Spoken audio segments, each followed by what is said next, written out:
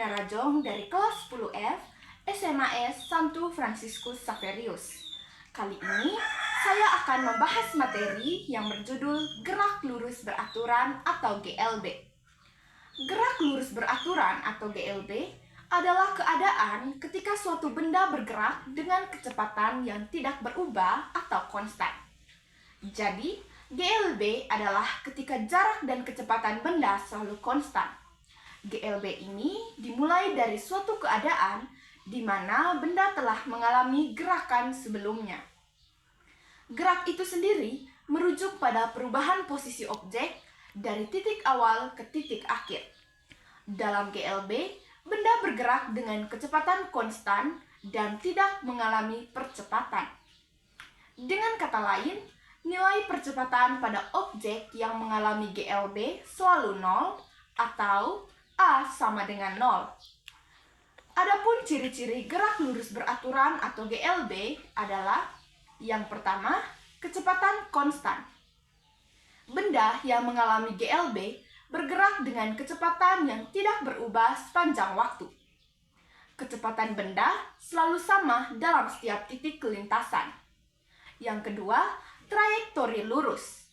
Jalur atau trayektori benda yang mengalami GLB adalah garis lurus. Benda tersebut tidak mengalami perubahan arah selama gerakan berlangsung. Yang ketiga, percepatan 0.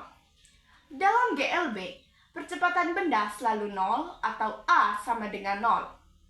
Artinya, tidak ada perubahan dalam laju gerakan. Benda tetap dengan kecepatan konstan. Yang keempat, waktu yang dibutuhkan sama. Benda yang bergerak dalam GLB akan mencapai setiap titik pada lintasannya dalam waktu yang sama jika diberikan waktu yang sama untuk bergerak. Yang kelima, posisi awal dan posisi akhir dapat dihubungkan.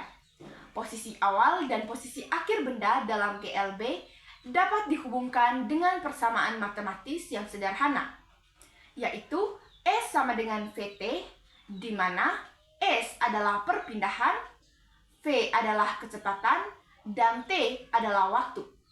Yang keenam, gerak terjadi tanpa gangguan eksternal. Dalam GLB, gerak benda terjadi tanpa adanya gangguan eksternal yang mempengaruhi kecepatan atau arah gerakan. Selanjutnya teman-teman, saya akan membahas rumus serta contoh soal dari gerak lurus beraturan atau GLB. Dimulai dari rumusnya. Rumus dari GLB yaitu V sama dengan S per T, dengan V sama dengan kecepatan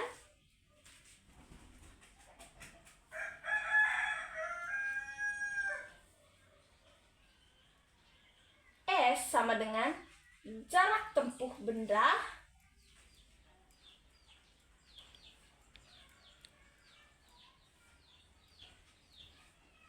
dan T adalah waktu.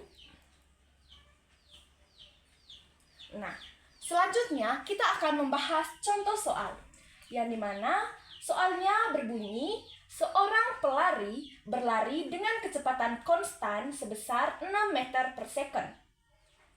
Jika ia berlari selama 10 detik, berapa jarak yang ditempuh oleh pelari?